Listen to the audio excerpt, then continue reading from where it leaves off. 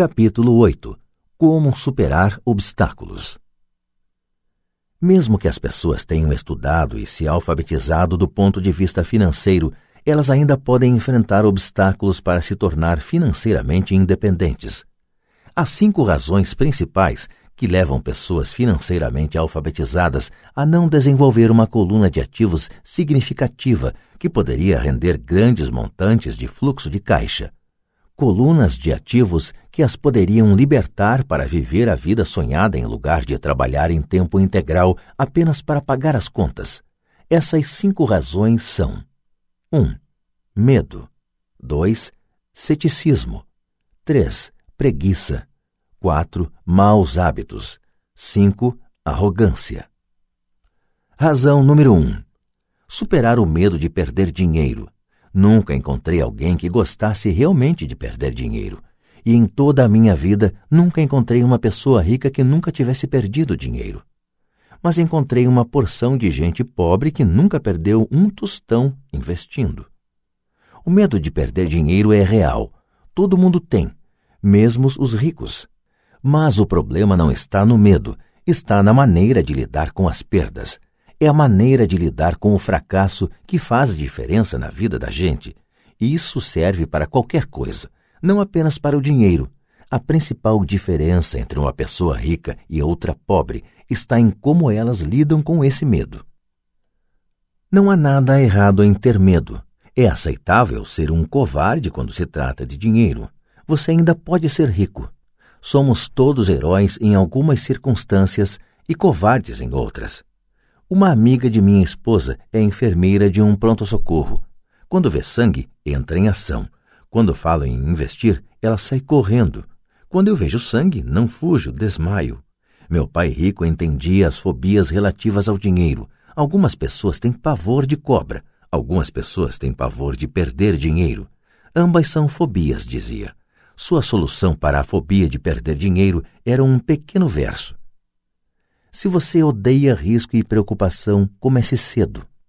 É por isso que os bancos aconselham iniciar o hábito da poupança desde a juventude.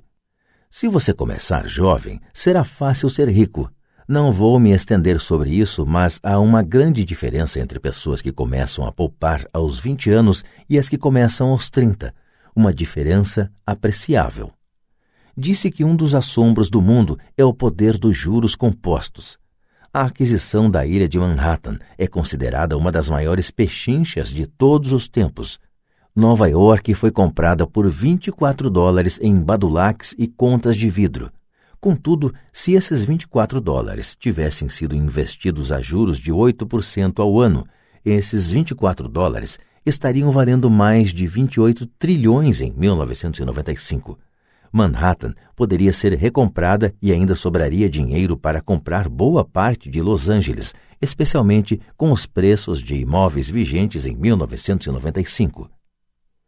Meu vizinho trabalha para uma grande empresa de computadores. Está lá há 25 anos. Em 5 anos, ele deixará a empresa com $4 milhões em seu fundo de pensão privado. O dinheiro está aplicado em fundos mútuos altamente rentáveis, que ele converterá em títulos e papéis do governo. Ao aposentar-se, ele estará com 55 e terá um fluxo de caixa de cerca de $300 mil ao ano, mais do que o seu salário atual. Isto quer dizer que é possível fazer mesmo se você não quer perder ou odeia riscos. Mas precisa começar cedo e fazer um plano de pensão. Além disso, você deveria contratar um consultor financeiro em que confia antes de investir. Mas se não tiver muito tempo pela frente ou se quiser aposentar-se mais cedo, como você lida com o medo de perder dinheiro? Meu pai pobre não fez nada. Ele simplesmente evitava o assunto, recusando-se a discuti-lo. Pai rico, por outro lado, recomendava que eu pensasse como um texano. Gosto do Texas e dos texanos, falava. No Texas, tudo é maior. Quando os texanos ganham, eles ganham muito. E quando perdem, é espetacular. Eles gostam de perder? Perguntei.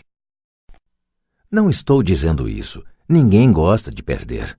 Mostre-me um perdedor feliz e eu lhe mostro um fracassado, respondeu o pai rico. É da atitude dos texanos em face do risco, da recompensa e do fracasso que estou falando. É como eles encaram a vida. Eles vivem grande. Não como a maioria do pessoal daqui, que vive como baratas quando se trata de dinheiro. Baratas com medo que alguém jogue um facho de luz em cima delas. Gente que se lamoria quando o empregado do armazém erra o troco por 20 centavos. Pai Rico continuou explicando. O que eu mais gosto é da atitude dos texanos. Eles se orgulham de ganhar e se gabam quando perdem. Os texanos têm um ditado: se você for quebrar, quebre em grande estilo. Você não vai querer admitir que quebrou por uma ninharia. A maioria das pessoas aqui tem tanto medo de perder que não tem sequer uma ninharia para perder. Ele falava constantemente com Mike e comigo que a maior razão da falta de sucesso financeiro era que a maioria das pessoas buscava segurança demais. As pessoas têm tanto medo de perder que elas perdem, costumava dizer. Fran Tarkenton, que foi um grande zagueiro do futebol americano, dizia isso de outra forma. Vencer significa não ter medo de perder. Ao longo de minha vida, observei que os ganhos em geral se seguem às perdas. Antes de aprender a andar de bicicleta, levei muitas quedas. Nunca encontrei um jogador de golfe que não tivesse perdido alguma vez uma bola. Nunca encontrei alguém apaixonado que nunca tivesse tido o coração despedaçado. E nunca encontrei ninguém rico que não tivesse perdido dinheiro. A maioria das pessoas não obtém ganhos financeiros porque a dor de perder dinheiro é maior do que a alegria de ficar rico. Outro ditado do Texas é: todos querem ir para o céu, mas ninguém quer morrer. Todos sonham em ser ricos, mas têm pavor de perder dinheiro. Então nunca se chegará ao céu. Pai Rico costumava contar para Mike e para mim histórias de suas viagens ao Texas. Se você quer realmente aprender como lidar com o risco, com as perdas e com os fracassos, vá para San Antônio e visite o Álamo. O Álamo é uma grande história de gente corajosa que optou por lutar, sabendo que não havia esperança de sucesso contra a superioridade do inimigo. Eles preferiram morrer a render-se. É uma história inspiradora que merece ser estudada, contudo, não deixa de ser uma trágica derrota militar. Eles levaram um chute no traseiro, um fracasso, se quiserem, perderam. Então, como é que os texanos lidam com o fracasso? Eles ainda gritam: lembre-se do Álamo. Mike e eu ouvimos esta história muitas vezes. Pai Rico sempre as repetia quando estava entrando em um grande negócio e ficava nervoso. Depois que tinha estudado tudo e era pegar ou largar, ele nos contava a história. Toda vez que sentia medo de cometer um erro ou de perder dinheiro, ele nos contava a história. Ela lhe dava força, lembrava-lhe que sempre é possível transformar uma perda financeira em um ganho financeiro. Pai Rico sabia que esse fracasso o tornaria mais forte e mais esperto. Não é que ele quisesse perder, apenas sabia quem ele era e como ele aceitaria a perda. Ele pegaria uma perda e a transformaria em um ganho. Isso é que o tornava um vencedor e os outros perdedores. A história lhe dava coragem para avançar quando outros recuavam. É por isso que gosto tanto dos texanos. Eles pegaram um grande fracasso e o transformaram em uma grande atração turística que lhes rende milhões. Provavelmente as palavras que mais significam para mim nos dias de hoje são estas. Os texanos não escondem seus fracassos, são inspirados por eles. Pegam seus fracassos e os transformam em gritos de guerra. O fracasso inspira os texanos a se tornarem vencedores. Mas isso não é apenas uma fórmula para os texanos, é uma fórmula para todos os vencedores. É como andar de bicicleta. As quedas foram parte do meu aprendizado. Lembro que elas aumentavam minha determinação de aprender. Não a diminuíam. Também disse que nunca encontrei um jogador de golfe que nunca tivesse perdido uma bola. Perder uma bola ou um torneio serve de inspiração aos jogadores de golfe para serem melhores, praticarem mais, estudarem mais. Isso é o que os aperfeiçoa. Para os vencedores, os fracassos são uma inspiração. Para os perdedores, o fracasso é uma derrota. Citando John D. Rockefeller, sempre tentei transformar cada fracasso em uma oportunidade. Sendo nipo-americano, posso falar o seguinte: Muitas pessoas dizem que Pearl Harbor foi um erro americano. Eu digo que foi um erro japonês.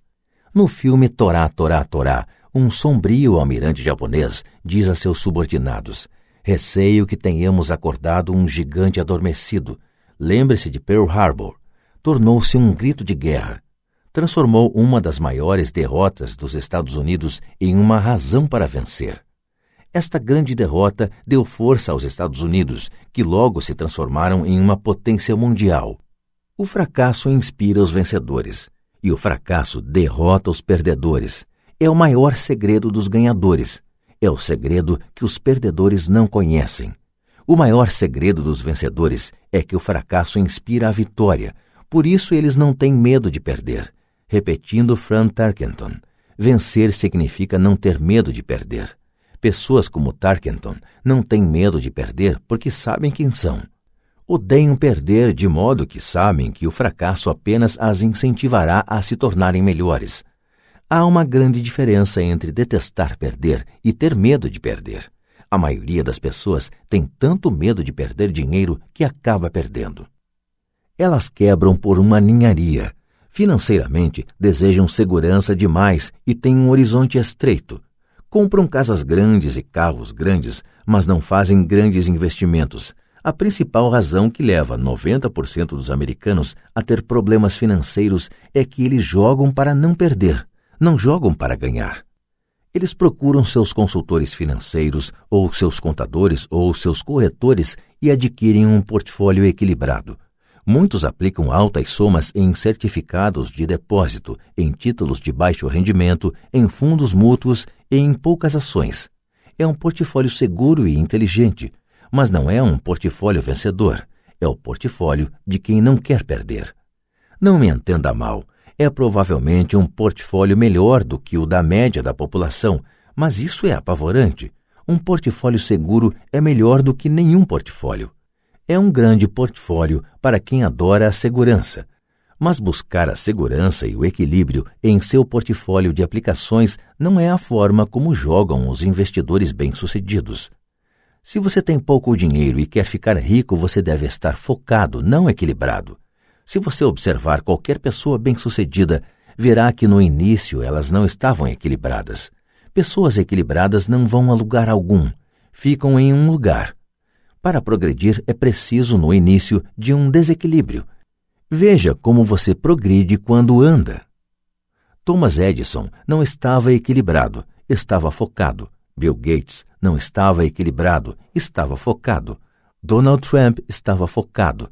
George Soros estava focado. George Patton não distribuiu seus tanques por uma área ampla. Ele os focou e arrasou os pontos fracos da linha alemã. Os franceses se espalharam pela linha Maginot e você sabe o que aconteceu com eles. Se você tem algum desejo de ser rico, você deve focar. Pôr uma porção de ovos em umas poucas cestas. Não fazer o que fazem os pobres e a classe média. Põe poucos ovos em muitas cestas. Se você odeia perder, procure a segurança. Se perder o enfraquece, procure a segurança. Procure aplicações equilibradas. Se você tem mais de 25 anos e está apavorado em assumir riscos, não mude. Procure a segurança, mas comece cedo. Comece a formar suas poupanças cedo, porque vai levar tempo. Mas se você tem sonhos de liberdade, a primeira coisa a perguntar-se é: qual a minha reação ante o fracasso? Se o fracasso o inspirar a ganhar, talvez você deva seguir adiante, mas só talvez. Se o fracasso o enfraquece ou o leva ao desespero, como os garotos mimados que correm ao advogado para processar alguém toda vez que as coisas não saem do seu jeito, então procure a segurança. Fique com seu emprego. Ou compre títulos ou fundos mútuos. Mas lembre que esses instrumentos financeiros também têm seus riscos, mesmo sendo mais seguros.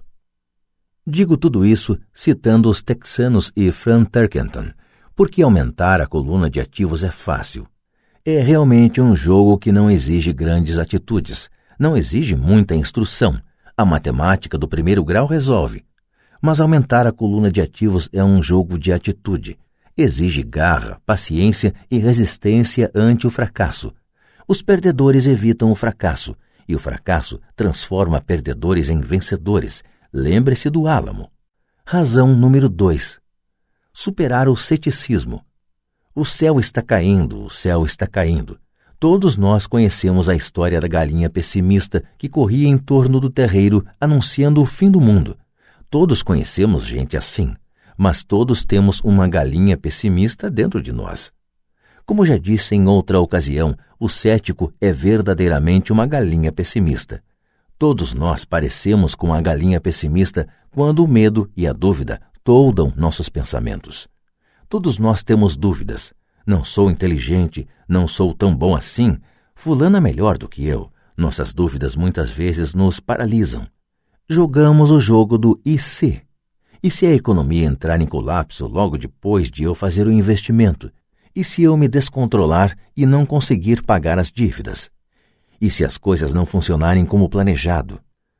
Ou temos amigos ou pessoas amadas que nos lembram sempre nossas falhas. Eles dizem frequentemente: o que o faz pensar que você pode fazer isso? Se fosse uma ideia tão boa, então como foi que ninguém se lembrou disso antes? Isso nunca vai dar certo. Você não sabe do que está falando. Essas palavras de dúvida muitas vezes calam tão profundamente que deixamos de agir. Um sentimento horrível aperta nosso estômago. Às vezes não conseguimos dormir. Não andamos para a frente, de modo que ficamos com a segurança e abandonamos as oportunidades. Observamos a vida passando por nós enquanto sentamos imobilizados com um frio no corpo. Todos já passamos por isso na vida, alguns mais do que outros. Peter Lynch, do Fidelity Magellan, um conhecido fundo mútuo, faz advertência sobre o céu que despenca como um ruído e todos nós o ouvimos. O ruído pode ser criado dentro da nossa cabeça ou vir de fora, muitas vezes de amigos, familiares, colegas ou da mídia.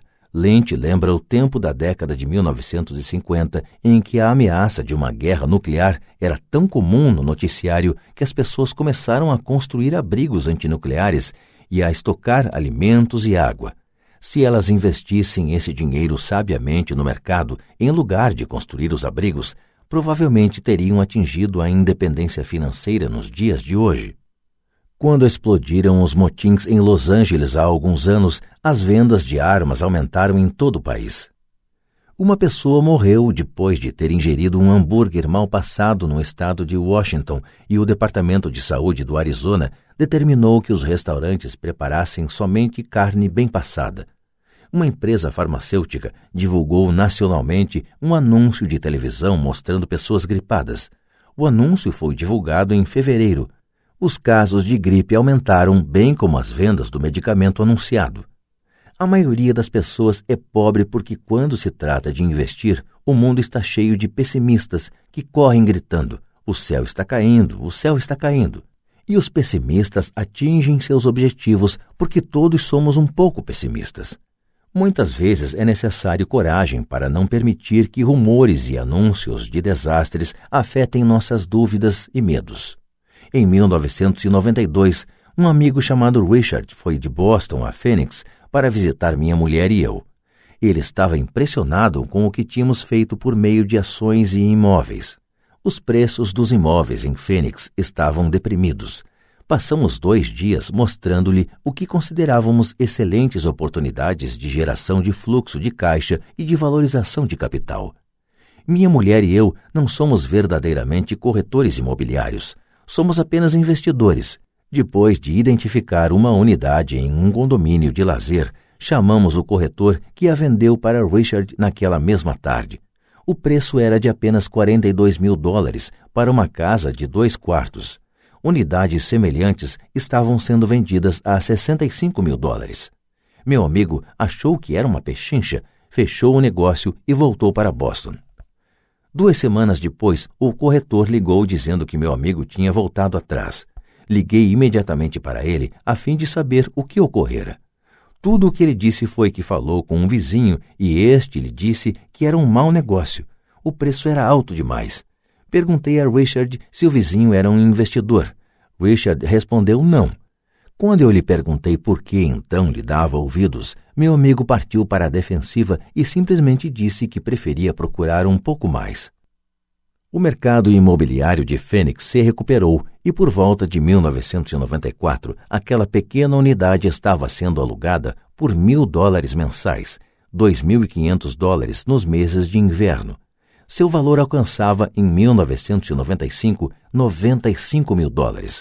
Tudo o que Richard teria precisado era dar uma entrada de $5 mil e já teria dado o primeiro passo para sair da corrida dos ratos. Até hoje, ele não fez nada. E as pechinchas de Phoenix ainda estão aí, só que agora é preciso procurar bem mais. O recuo de Richard não me surpreendeu. É o chamado remorso do comprador e afeta a todos. São essas dúvidas que atrapalham.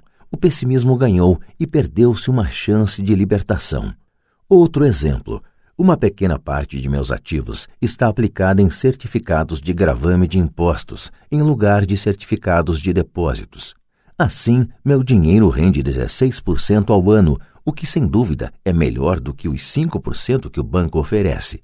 Esses certificados são garantidos por imóveis e são estabelecidos por leis estaduais, o que também é melhor do que o que a maioria dos bancos oferece. A fórmula em que estão embasados os torna seguros. Eles só não têm liquidez, de modo que eu os considero certificados de depósito com prazo de 2 a 7 anos. Sempre que menciono para alguém, especialmente para aqueles que aplicam em certificados de depósito, que também aplico daquela forma, ouço dizer que se trata de uma opção arriscada. Dizem que eu não deveria aplicar nesses títulos.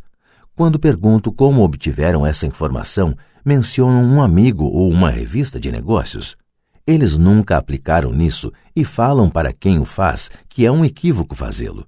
O rendimento mais baixo que procuro é 16%, mas pessoas cheias de dúvidas se conformam com 5%. A dúvida é cara. Quero ressaltar que são essas dúvidas e esse ceticismo que mantém muitas pessoas na pobreza, correndo atrás da segurança. O mundo real está aí, esperando que você enriqueça. Só as dúvidas mantêm as pessoas na pobreza. E como já disse, sair da corrida dos ratos é tecnicamente fácil. Não requer muita instrução, mas as dúvidas são um obstáculo para muita gente.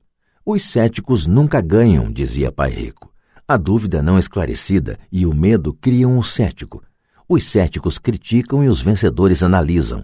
Era outra de suas frases favoritas.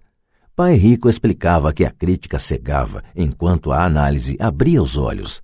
A análise permitia que os vencedores vissem que os críticos eram cegos e que percebessem oportunidades que todos os demais não percebiam.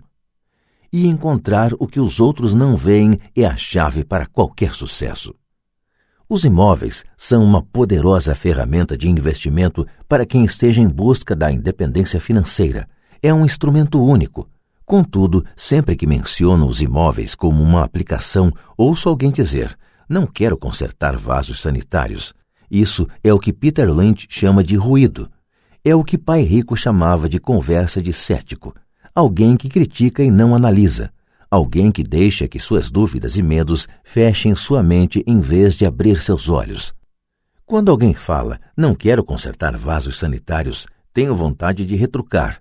E o que o faz pensar que eu quero? Eles estão dizendo que um vaso é mais importante do que aquilo que eles querem. Eu falo de liberação da corrida dos ratos e eles pensam em vasos sanitários. Esse é o padrão de pensamento que mantém muita gente na pobreza. Criticam em vez de analisar.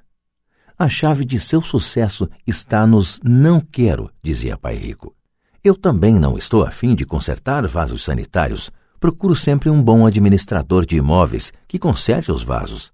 E ao encontrar um bom administrador que cuide bem dos imóveis, meu fluxo de caixa aumenta.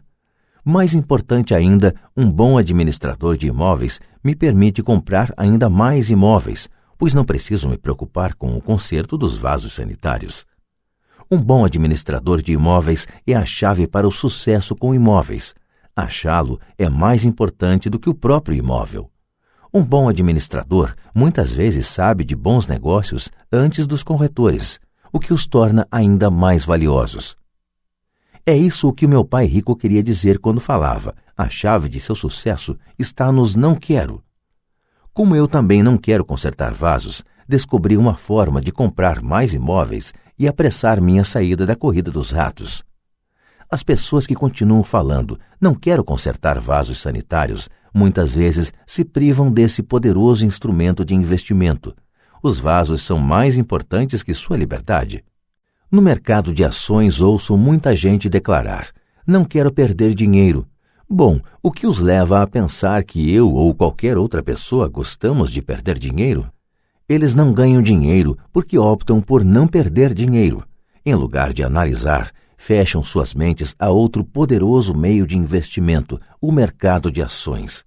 Em dezembro de 1996, estava passando com um amigo pelo posto de gasolina do bairro.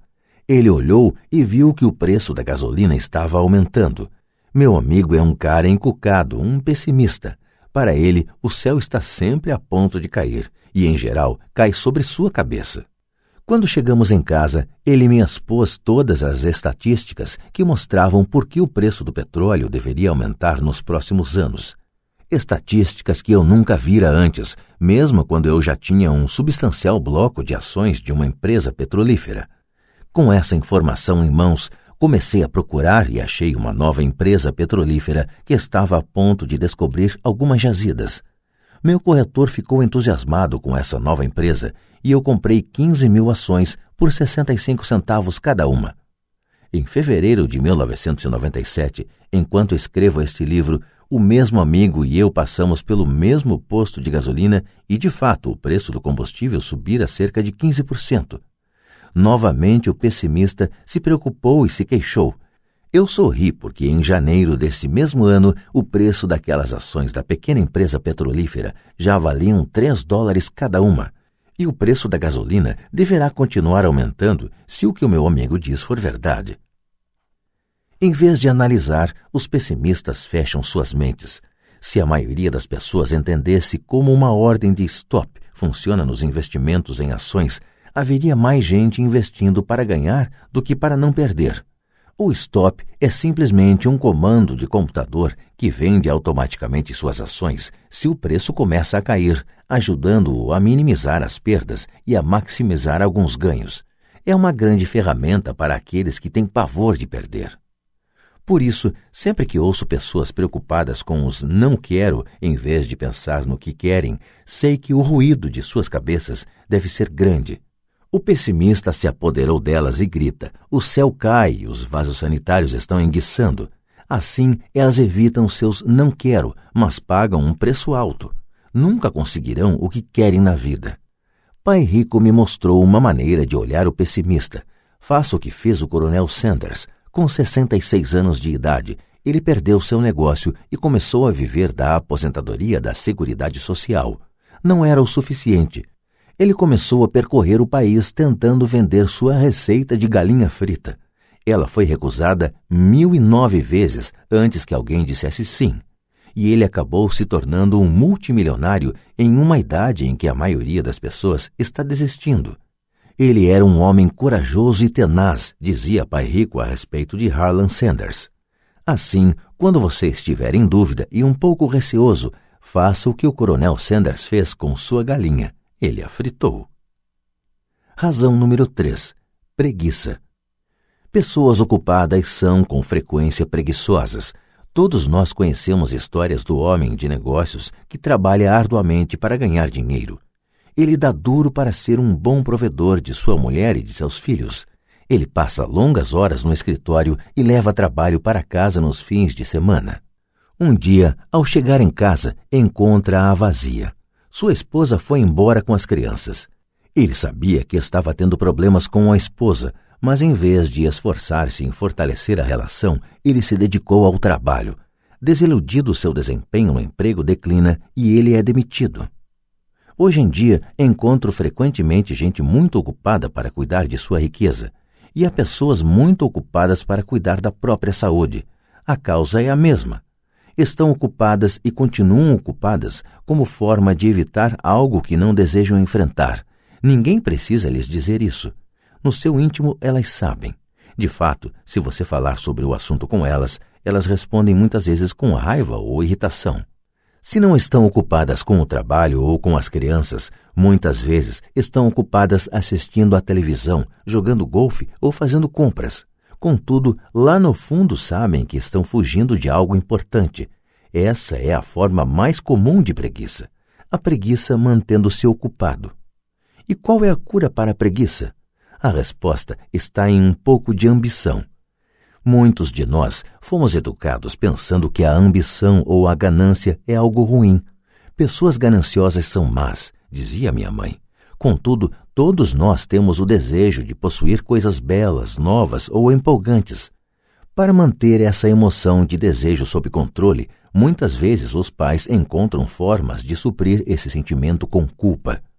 Você só pensa em você mesmo, não sabe que tem irmãos e irmãs? Era uma das frases favoritas da minha mãe. Ou, você quer que eu compre o que para você? Repetia meu pai. Você pensa que fabricamos dinheiro? Você pensa que o dinheiro dá em árvore? Você sabe que não somos ricos. Não eram tanto as palavras, mas o sentimento de culpa que as acompanhava, o que me deixava possesso. O reverso da criação desse sentimento de culpa era: sacrifico minha vida para lhe comprar isto. Estou comprando para você porque nunca tive coisas assim quando criança. Tenho um vizinho que está totalmente falido, mas que não consegue colocar o carro na sua garagem. A garagem está cheia de brinquedos das crianças. Esses garotos mimados têm tudo o que sonham. Não quero que saibam o que é passar necessidade, diz o pai.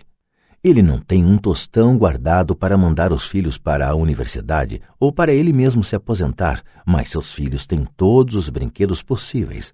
Recentemente, recebeu pelo correio um novo cartão de crédito e levou os filhos para conhecer Las Vegas. Faço isso pelos garotos, diz com ar de grande sacrifício. Pai rico proibia que se dissesse não dá para comprar. Na casa de minha família de verdade escutava isso a toda hora. Já pai rico queria que seus filhos dissessem: como posso comprar isso? Ele considerava que as palavras não dá para comprar fechavam o cérebro. Você não precisava pensar mais. Como posso comprar isso? Era uma forma de abrir a mente. Obrigava você a pensar e buscar alternativas. Mais importante do que isso, ele considerava que não dá para comprar é uma mentira, e o espírito humano sabe disso. O espírito humano é poderoso, muito poderoso, dizia. Quando sua mente preguiçosa repete não dá para comprar, uma guerra se estabelece dentro de você. Seu espírito se enfurece e sua mente preguiçosa deve defender a mentira dita. O espírito grita: vamos para a academia fazer exercícios. E a mente preguiçosa responde: estou cansada, trabalhei muito hoje. Ou o espírito humano diz: estou cansado de ser pobre. Vamos sair daqui e enriquecer.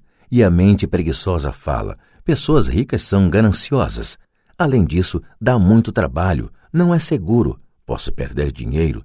Do jeito que está, já trabalho muito. Já tenho que fazer coisa demais no emprego. Veja o que tenho que fazer hoje à noite. O chefe quer que eu entregue de manhã. Não dá para comprar também traz tristeza, uma sensação de desamparo que leva ao desânimo e muitas vezes à depressão. Apatia é outra palavra que se aplica. Como posso comprar isso? Abre possibilidades, empolgação e sonhos. Pai rico não estava tão preocupado com o que você queria comprar, mas esse como posso comprar isso fortalece a mente e dinamiza o espírito. Assim, raramente ele dava alguma coisa a Mike ou a mim.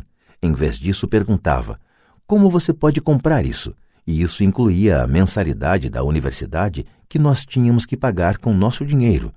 Não era o objetivo, mas o processo de atingir o objetivo que desejávamos, o que ele procurava passar para nós. O problema é que hoje sinto que milhões de pessoas se sentem culpadas por sua ambição. É um condicionamento que vem da infância. Elas desejam ter melhores condições que a vida oferece. A maioria foi condicionada, entretanto, a dizer subconscientemente: você não pode ter isso, ou você não conseguirá comprar isso nunca.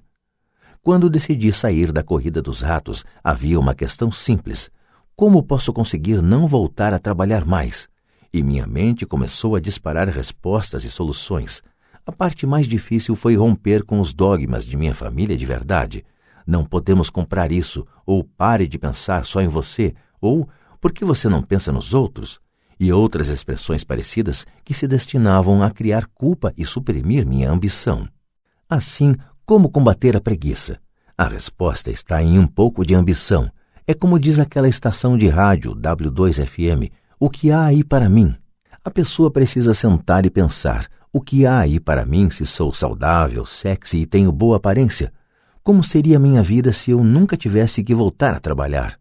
O que seria de mim se eu tivesse todo o dinheiro de que preciso?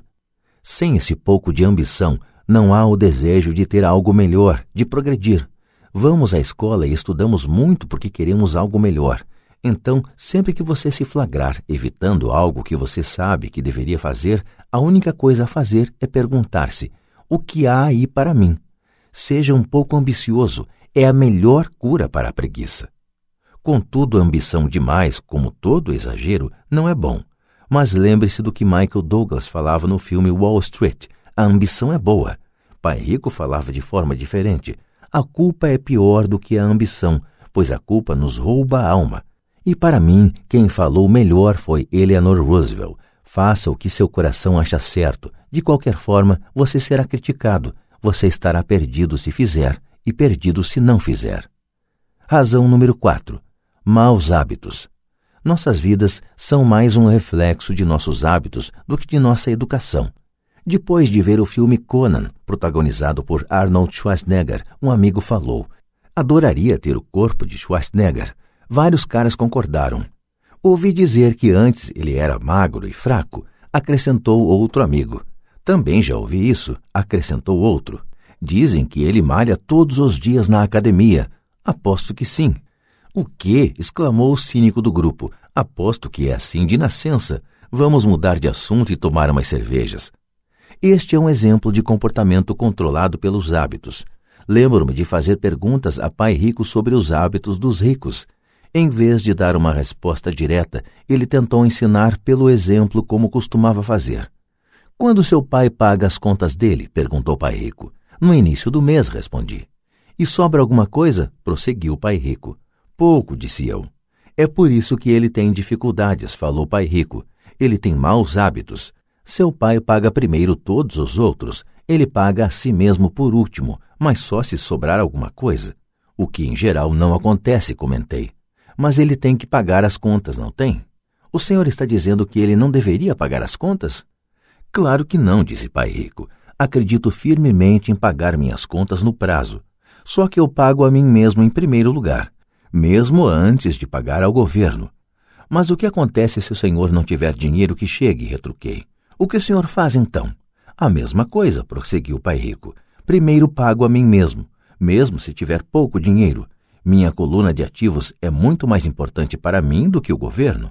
Mas, continuei, eles não vão atrás do senhor?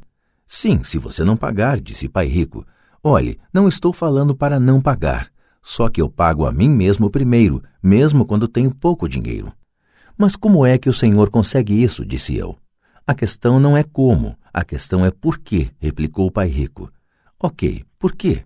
Motivação, falou Pai Rico. Quem reclamará mais se eu não pagar, eu ou meus credores? Sem dúvida os credores gritarão mais alto, respondi a pergunta óbvia.